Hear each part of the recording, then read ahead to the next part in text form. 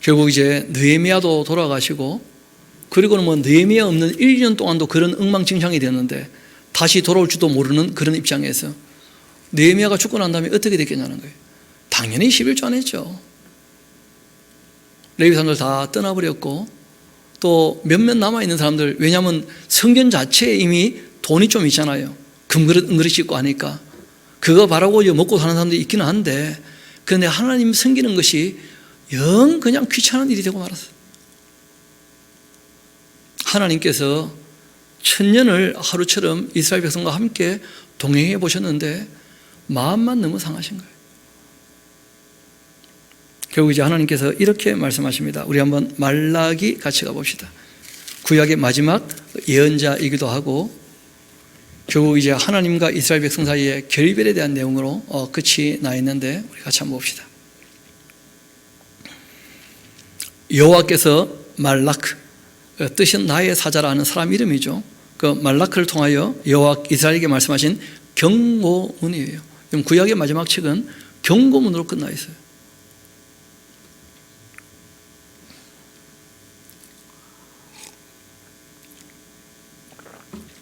천년 만에 하나님께서 참 어렵게 입을 띄셨어요. 그게 무엇이었냐면, 이 말을 못하신 이유가 있어요. 왜냐하면 사랑한다고 얘기했다가 그 사랑이 무시당하면 하나님 못 견디실 거거든요. 그래서 여태까지 노골적으로 이런 말 잘 못하셨는데 이제는 진짜 한번 입에 내보신 거예요. 천년 만에. 내가 너희를 사랑한 것만큼은 사실 아니냐는 거예요. 우리가 어쩌다가 이렇게 됐는지 모르겠지만 내가 너희를 사랑한 것만큼은 사실 아니냐. 하나님이 천년 만에 어렵게 입을 떼신 거예요. 근데 이스라엘 백성들이 뭐라고 대답했느냐면, 너희는 이르기를 주께서 어떻게 우리를 사랑하셨나이까. 여러분, 하나님이 다 알고 계셨지만 언어로 그 말을 듣게 되었을 때 하나님께서요 충격을 받으십니다. 상대가 무슨 말을 할지를 뻔히 알고 있지만 차마 그 말을 못하게 하는 이유가 있죠. 그나마 관계를 맺어가려고. 그런데 마지막까지 가면요 더 이상 방법이 없는 거예요. 하나님께서 충격을 받으시고 뭐라고 하시느냐 하면, 나 여호와가 말한다. 에서는 야곱의 형이 아니냐. 그러나 내가 야곱은 사랑했고 에서는 미워했지 않냐.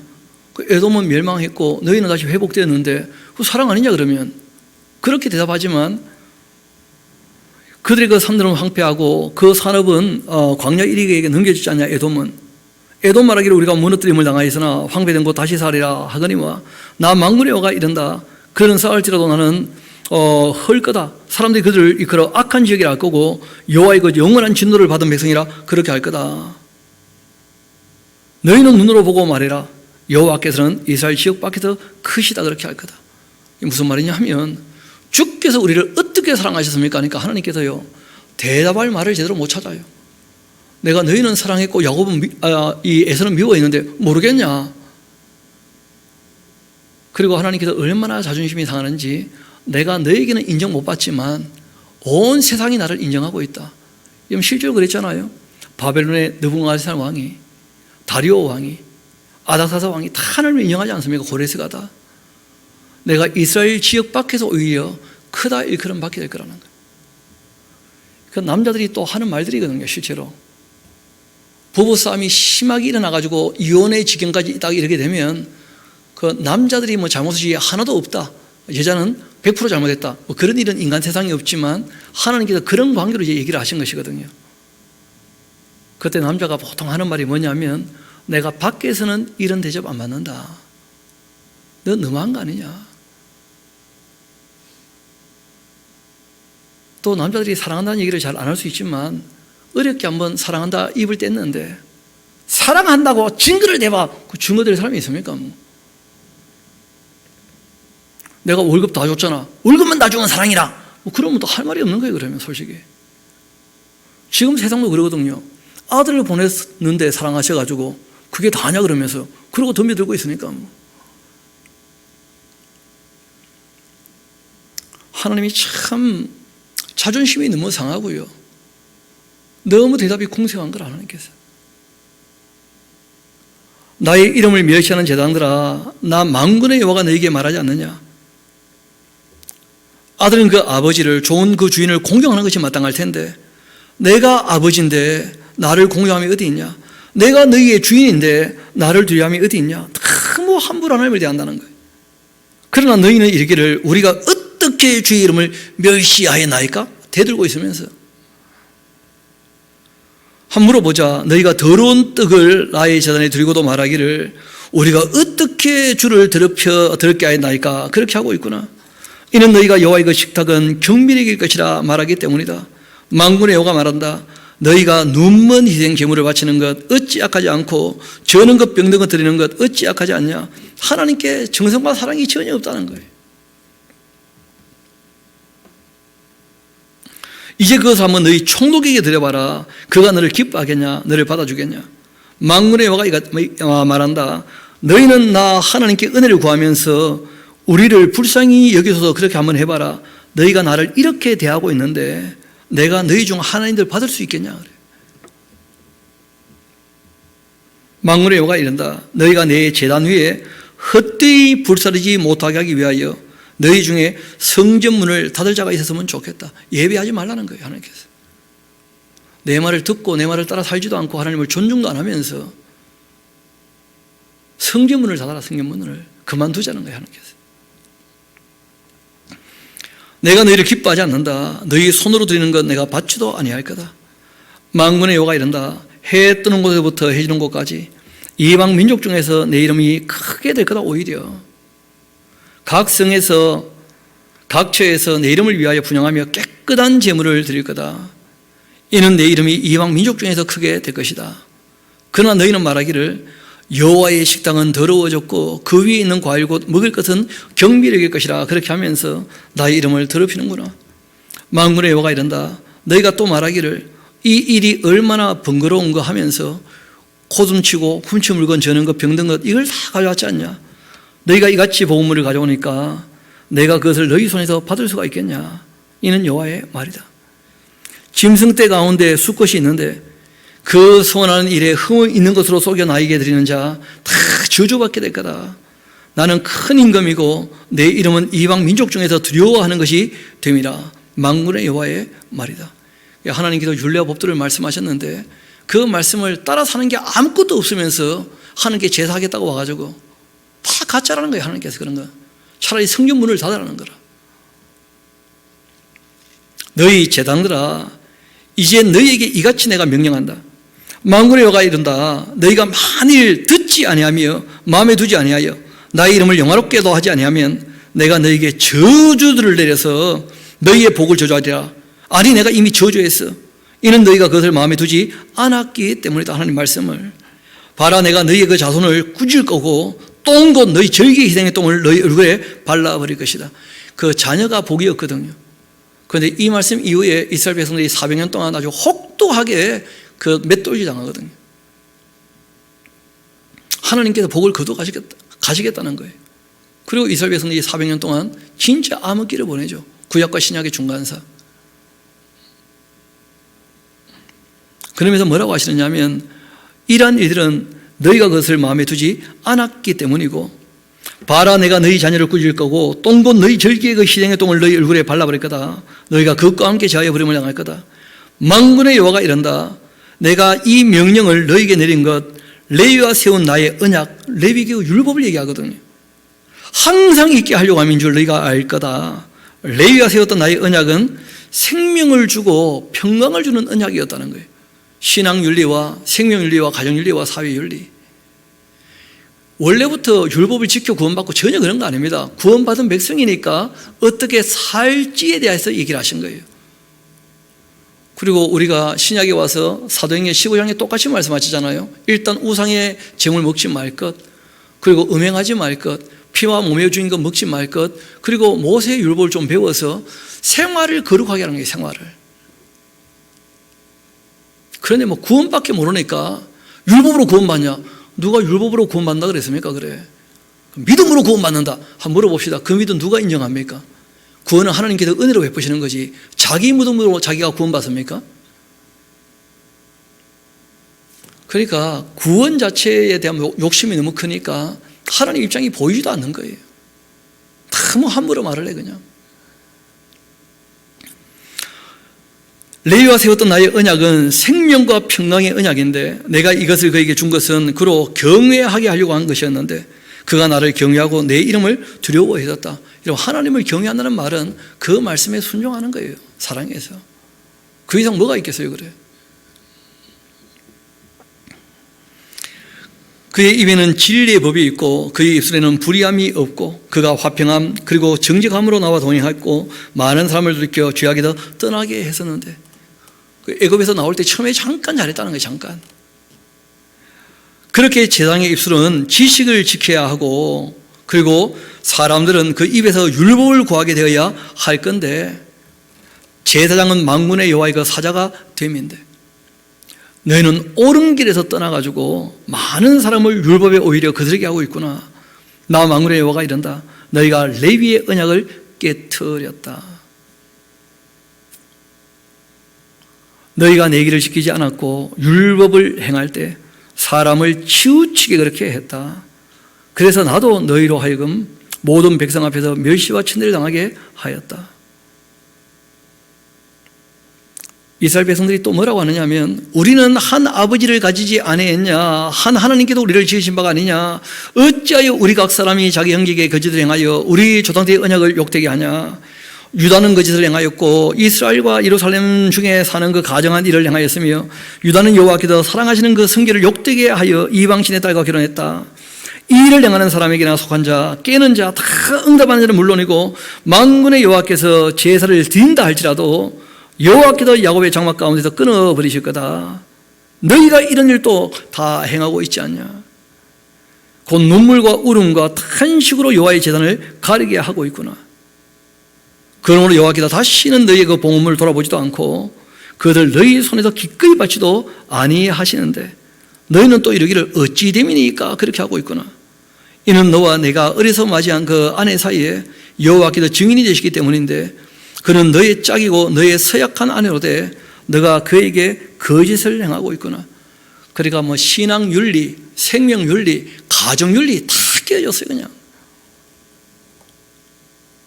가정이 원만치 않으니까 걔들은 늘 그냥 하나님 앞에 와서 울고 보채고 앉았고 남자들은 늘 음행을 하고 앉았고 하나님께서 못 봐주겠다는 거예요.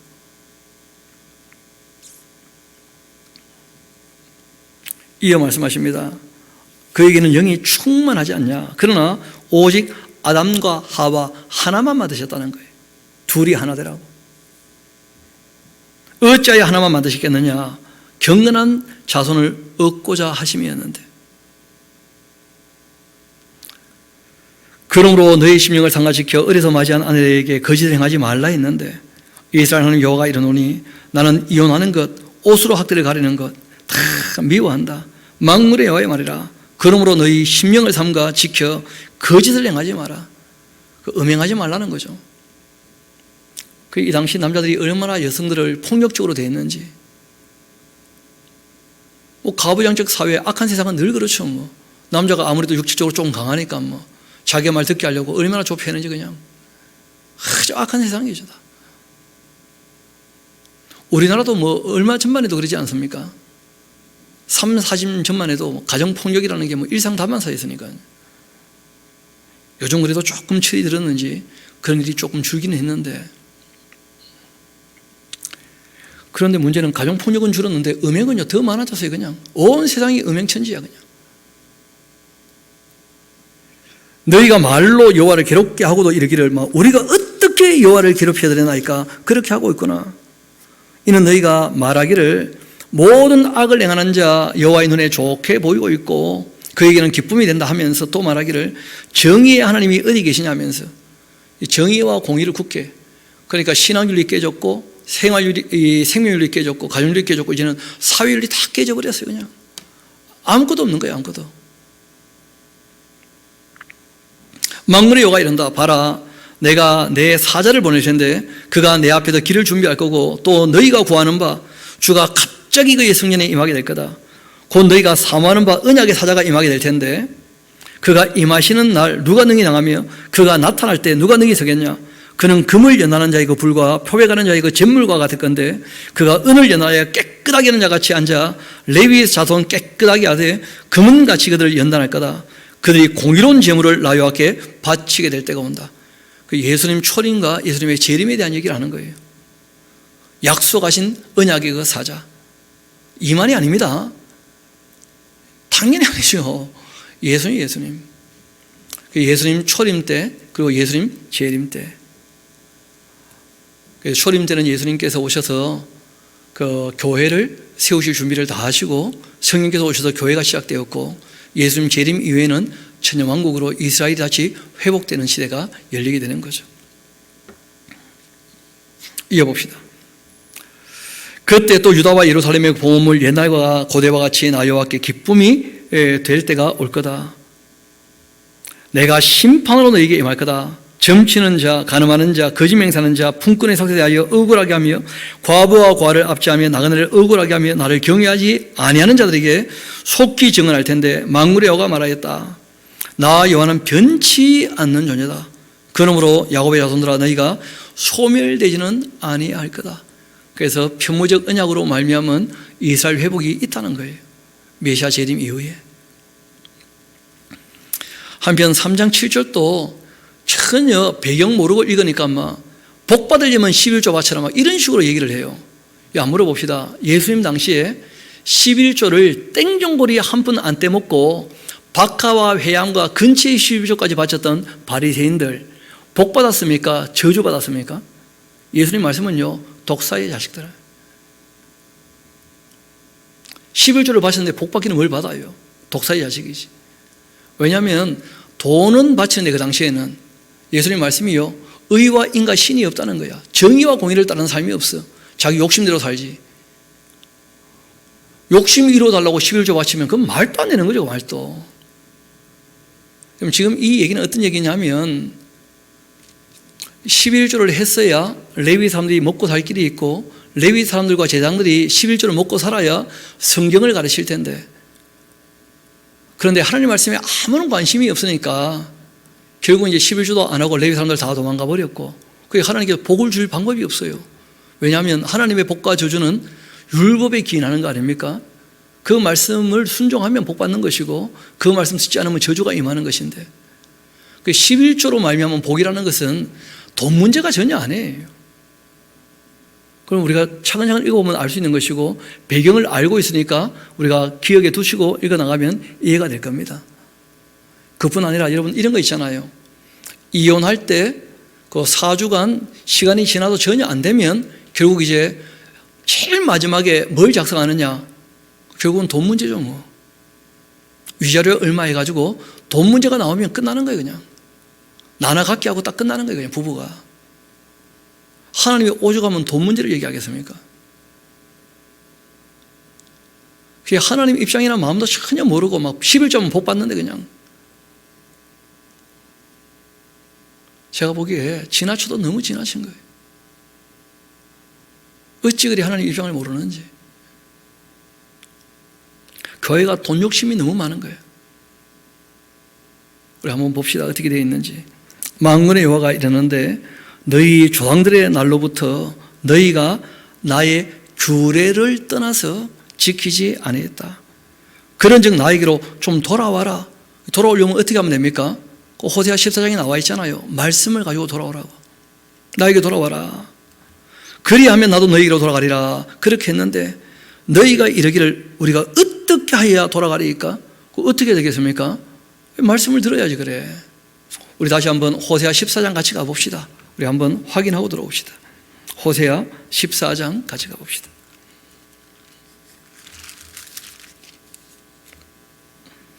1절 2절 제가 한번 읽어드리겠습니다. 이스라엘아 너희 하나님 여호와께로 돌아와라. 너가 불의함으로 말미암아 엎드려진 거 아니냐. 너는 말씀을 가지고 돌아와라 여호와께로. 그리고 여호와께로 돌아와서 아뢰기를 모든 무리를 제거하시고 선한 발을 받으소서. 우리가 수동아지를 대신하여 입술의 열매를 주께 드리겠습니다. 그렇게 하라는 거예요. 말씀을 가지고 돌아와야 돼. 이어봅시다. 너희가 이르기를 우리가 어떻게 해야 돌아가리까 하는데 사람이 어찌 하나님의 것을 도둑질하냐. 그러나 너희는 나의 것을 도둑질하고도 말하기를 우리가 어떻게 주의 것을 도둑질하였나이까. 그렇게 하고 있구나. 이는 곧 11조와 봉헌물인데 너희 곧 온 나라가 나의 것을 도둑질하였으므로 너희가 저주를 받게 된 것이다. 하나님께 돌아오려면 말씀을 가지고 돌아와야 되는데 그 말씀을 읽고 듣고 배우려면 11조를 했어야 됐고, 그러면 레위인들이 교육을 했을 텐데 전혀 안 됐다는 거예요. 만군의 여호와가 이르노라 너희의 온전한 11조. 온전한 11조는 액수에 대한 문제가 아니라는 거예요. 11조의 그 기능에 대한 얘기죠. 11조의 기능. 그 온전한 11조를 창고에 들여 나의 집에 그 양식에게 좀 해봐라. 그것으로 나를 시험하여 내가 하늘 문을 열고 너희에게 복을 살 곳이 없도록 붙지 않나 좀 봐라. 하나님의 집에 양식이 있었다면 하나님의 사람들이 그 양식을 먹고 말씀을 가르쳤을 텐데, 그러면 그 말씀에 순종하면 복 받았을 텐데 말이에요. 어쩌다가 이렇게 됐냐는 거예요 대체. 만군의 여호와가 이른다 내가 너희를 위하여 메뚜기를 금하며 너희 토조산을 먹어없애지 못하게 하며 너희 밭의 포도나무 열매 기한 전에 떨어지지 않게 하지 않겠냐 말이에요. 너희 땅에 아름다움을 집어넣어 모든 이방인들이 너희를 복되다 그렇게 할 것이었는데, 레위기 26장에 다 나와 있는 내용들 아닙니까? 그 말씀에 따르면 그 복을 주시겠다고. 여호와가 이르노라 너희가 완악한 말로 나를 대적하고도 이르기를 우리가 무슨 말로 주를 대적하였나이까. 그렇게 하는구나. 이는 너희가 말하기를 하나님 섬기는 것 헛되다. 만군의 여호와 앞에서 그 명령 지키며 슬프게 행하는 것 무엇이 유익하겠는가. 지금 우리는 교만한 자가 복되다 하며 악을 행하는 자 번성하며 하나님 시험하는 자 화를 면한다 그렇게 하고 있구나.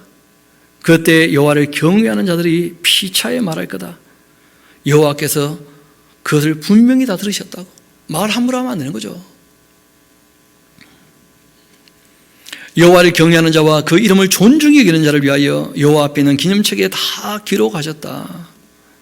만군의 여호와가 이르노라 나는 내가 정한 날 그들을 나의 특별한 소유로 삼을 거고, 또 사람이 자기를 섬기는 아들을 아낀 같이 내가 그들을 아낄 것이다.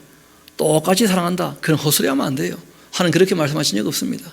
신앙은 관계에 대한 문제예요. 아끼는 아들을 더 사랑하시는 게 당연하다는 거예요. 하나님께서.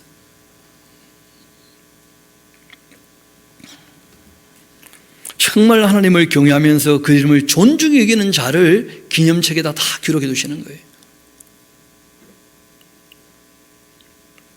그때 너희가 돌아와 의인과 악인을 분별하게 될 것이고 하나님을 섬기는 자, 섬기지 않는 자 너희가 다 분별할 거다. 예수님께서 똑같은 말씀하셨죠. 그 제자들에게 너희가 이후에 이스라엘 백성들을 심판하게 될 거다. 나와 함께 앉아가지고 그런 말씀을 하신 거예요. 만군의 여호와가 이르노라 보라 용광로 불같은 날이 이르게 될 거다. 교만한 자, 악을 행하는 자 다 지푸라기 같이 될 거다. 그 이르는 날 그들을 살라 그 뿌리와 그 가지를 남기지 아니할 건데, 내 이름을 경외하는 너희에게는 공의로운 해가 떠올라 치료하는 광선을 비추게 될 거다. 너희가 나가서 외양간에 나온 송아지같이 뛰놀게 될 거다. 또 너희가 악인을 밟을 건데 그들이 내가 정한 날 너희 발바닥 밑에 재와 같게 될 거다. 만군의 여호와의 말이라. 너희는 내가 호렙에서 온 이스라엘 위하여 내 종 모세에게 명령한 법 곧 율례와 법도를 기억해야 될 거다. 봐라 여호와의 크고 두려운 날이 이르기 전 내가 선지자 엘리야를 너희에게 보내겠다. 그래서 예수님 초림 전에는 세례 요한이 왔었죠, 그렇죠? 그리고 이제 예수님 재림 전에는 누가 오시느냐 하면 그 요한계시록 11장에 두 선지자가 나와요. 그러니까 하시는 일이 모세와 엘리야처럼 딱 그렇게 일하시는 것을 보게 됩니다. 보라 여호와의 크고 두려운 날이 이르기 전 내가 선지자 엘리야를 너희에게 보내겠다. 그가 아버지의 마음을 자녀에게 돌아가게 하고 자녀들의 그 마음을 그들의 아버지에게로 돌아가게 할 거다. 돌이키지 않으면 두렵건대 내가 와서 저주로 그 땅을 칠까 하노라. 그렇게 하셨다는 거예요. 그리고 우리가 한 가지 좀 생각해 볼 것이, 엘리야는 죽음을 보고 이 땅에 묻혔습니까? 아니면 승천했습니까? 죽음을 보지 않고 승천했어요. 그래서 진짜 예수님 재림 전에는 엘리야가 올 거라고 저는 생각을 하는데, 그리고 이제 그분이 죽으셨다가 부활하시고 승천하시면서 예수님이 하신 일을 다 보여주는 것 아니겠는가. 그 이스라엘 백성들에게는 굉장히 의미 있는 일이었겠죠, 그렇죠? 그런 일이 벌어지게 된다면 그런 것일 텐데, 진짜 엘리야를 보내시겠다 그렇게 말씀을 하신 거예요. 세례 요한은 엘리야의 심령을 가지고 왔죠. 누가 진짜 하나님인지 그 하나님께로 돌이키라고. 우리 정리하고 마무리를 합시다. 앞을 봅시다. 여러분, 하나님께서 내가 너희를 사랑하였다 그렇게 했는데, 근데 이스라엘 백성들의 대답이 주께서 어떻게 우리를 사랑하였습니까? 하고 이제 질문한 거 아니에요. 그때 하나님이 참 대답할 길이 없죠. 왜냐하면 7년 동안 애써봤는데 말이 안 통하니까. 그래서 400년 동안 하나님께서 고심하시고, 그리고 난 다음에 이제 하나님의 응답이, 하나님의 세상을 이처럼 사랑하사 누구를 보내신 겁니까?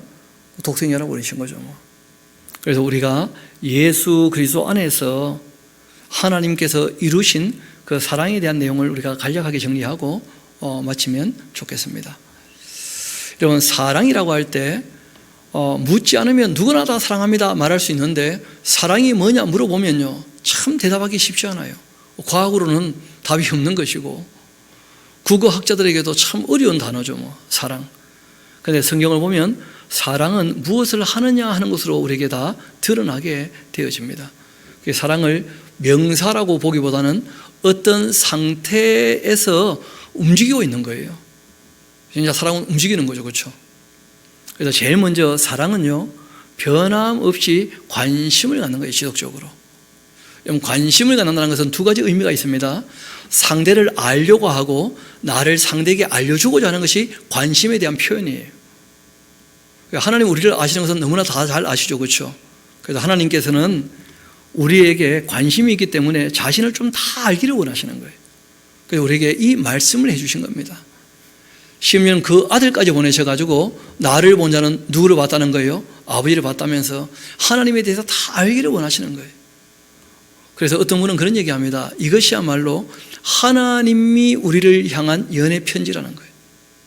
하나님이 우리를 다 알고 계신다는 것과 함께 하나님이 어떤 분인지를 알려주고 싶어 하신다는 거예요. 사랑하면 관심이 있으니까 끊임없이 말을 하고 글을 쓰고 그렇게 하지 않습니까? 편지를 주고받고 톡을 보내고 문자 보내고. 그래서 이 사랑은 지속적으로 관심을 보여주는 것이다. 관심이라는 것은요, 표현되지 않으면 전달 안 됩니다. 그래서 하나님께서 말씀을 하셨다는 거예요. 두 번째, 사랑은 이해한다는 말인데 영어로 보면 좀 더 쉬워요. understand, 아래에서 보는 거예요. 사람들이 그럴 수 있거든요. 하나님이 뭐 사람이 되어봤나, 아파봤나, 죽어봤나, 배고파봤나 하면서 막 함부로 말할 수 있는데, 하나님이 사람 되셔가지고 정말 저 높고 높은 별을 넘어 이 낮고 낮은 땅에 오셔서 죽기까지 하셨다는 거예요. 그리고 정말 우리 인간을 다 이해하신다는 거죠. 예수님께서 강고, 가난의 고통도 겪으셨고, 질고, 질병의 고통도 겪으셨고,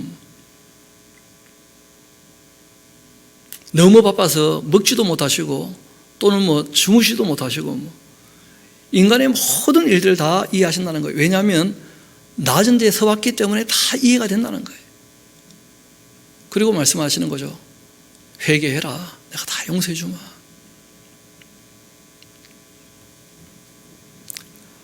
또 그 사랑이라고 할 때는요, 끝까지 서로 위해 책임을 지는 겁니다. 예수님께서 우리에게 이런 말씀 하시잖아요. 무엇을 먹을까 마실까 입을까 뭐 하지 말랍니까? 염려하지 말래요. 왜냐하면 내가 다 책임지니까. 또 심지어는 우리 일생뿐 아니고 영생에 대해서도 말씀하시죠. 내가 왜 승천하느냐? 너희 거할 처소를 내가 예비하러 가는 거야. 내가 너희 영생까지 책임질게. 왜 그러실까요? 사랑하니까. 사랑 없이 거기에 대해서 해석이 되겠습니까? 그래. 왜 하나님이 우리의 영생을 책임지시는 거예요? 그 사랑 이외에는 할 말이 없는 거예요. 할 말이. 우리가 워낙 사랑을 모르니까 그 아들을 통하여서 하나님의 사랑이 어쩐지를 우리에게 다 계시해 주고 계시는 것이거든요. 사랑은 정말 상대방을 존중하고 소중히 여기는 거예요. 우리가 이사야서 53장 얘기할 때 잠깐 언급을 드리기도 했습니다마는, 하나님께서 우리를 사실 때 우리를 얼마나 귀하게 보셨는지 아들을 값으로 주시고 우리를 사셨다는 거예요. 그러니까 뭐 비교도 안 되겠지만 놀랍게도 하나님께서 비교했을 때 그 아들보다 우리를 더 우선하는 정도로, 그러니까 예수님께서 십자가에 달리실 때 왜 나를 버리십니까? 이것들 산다고.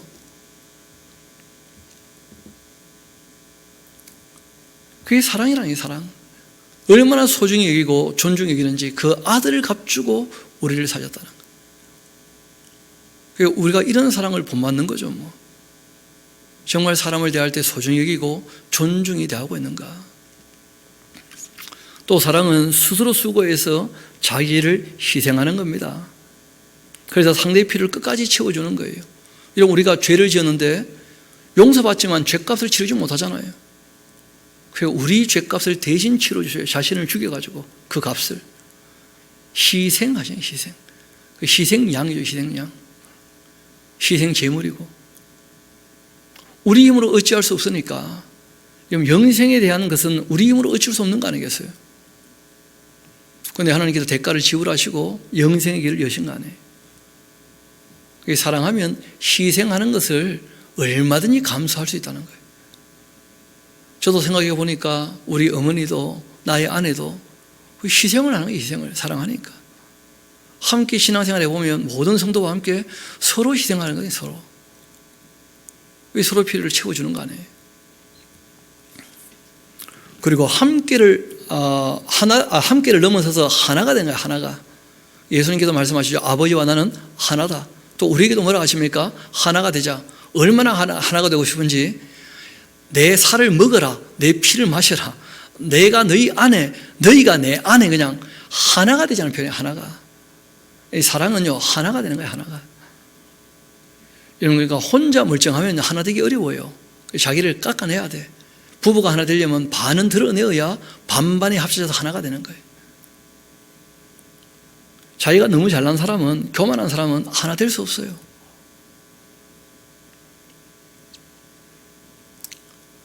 하나님께서 하나신 것처럼 너희들도 나의 계명을 지켜 나의 아내가 하자. 실제로는 하나가 되는 방법이 딴 게 아니죠. 상대의 말을 잘 들어주는 거예요. 상대의 말을. 그게 사랑이거든요. 하나가 되는 것. 그리고 정말 다 주는 거죠.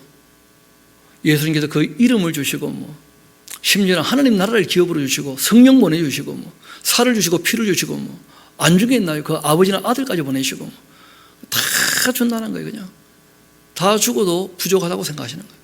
그게 사랑이죠. 하나님께서 우리에게 생명을 이 땅에 내시고 필요한 것을 다 공급하시는데 악인에게도 의인에게도 빛을 비추고 비를 내리셔서 필요한 모든 것들을 다 공급해 주시는 거 아니에요. 그게 다 사랑이죠. 뭐가 사랑이겠어요? 사랑하면 온전히 주는 거예요. 그래서 성경이 얘기합니다. 내가 나를 다 줬으니까 너희들도 이렇게 하면 좋겠다. 마음을 다하고 성품을 다하고 힘을 다하고 목숨 다하여 주 너희 하나님을 사랑하라. 그 사랑은요 다 주는 거예요. 실제로 사랑은 90% 줘서 되는 게 아닙니다. 다 줬기 때문에 전부를 요구해요. 그게 사랑의 속성입니다. 하나님 원하시는 사랑은 그런 거예요. 하나님도 우리를 목숨 바쳐 사랑하기 때문에 우리가 주님을 목숨 바쳐 사랑하기를 원하셔요. 다 주셨기 때문에 우리의 삶 다 바치기를 원하시는 거예요. 그렇게 사랑이 이루어지는 거죠. 사랑은 끝까지 신뢰하는 거예요. 여러분, 천년 동안의 사랑이 그렇게 처참하게 끼어주고 말았지만 하나님께서 포기 안 하시고 400년 더 기다리시고 그 아들을 보내셔요. 그리고 그 아들을 보내시고 그리고 성령 보내시고 1000년, 2000년 동안 참아도 지금 안 되고 있는데 지금도 기다려주셔요. 다만 얼마나 더 돌아오지 않겠냐.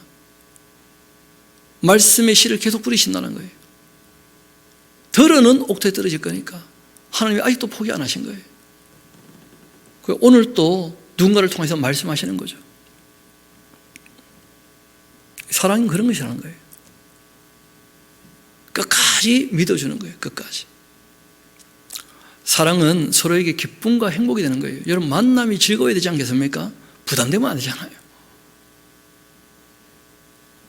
내가 너희를 기뻐하노라. 그렇게 말씀하시거든요. 기뻐하노라.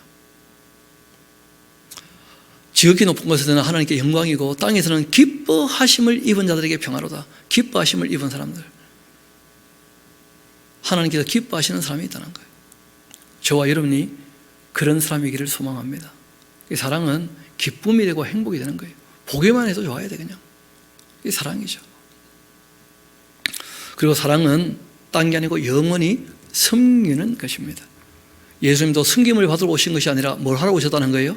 섬기러 오셨다는 거예요. 우리가 서로 섬기면 그 공동체는 참 아름다운 공동체입니다. 그렇게 되는 것이죠. 우리가 예수님의 그 사랑을 배워가는 것이 참 중요하고, 그리고 주님께서 우리에게 주신 그 진리를 따라서 사랑하는 거예요. 감정만 가지고는 안 되는 것이거든요, 사랑이라는 것이. 그리고 우리가 한 가지를 꼭 기억합시다. 우리 한번 따라 합시다. 사랑의 근간은 자유이다.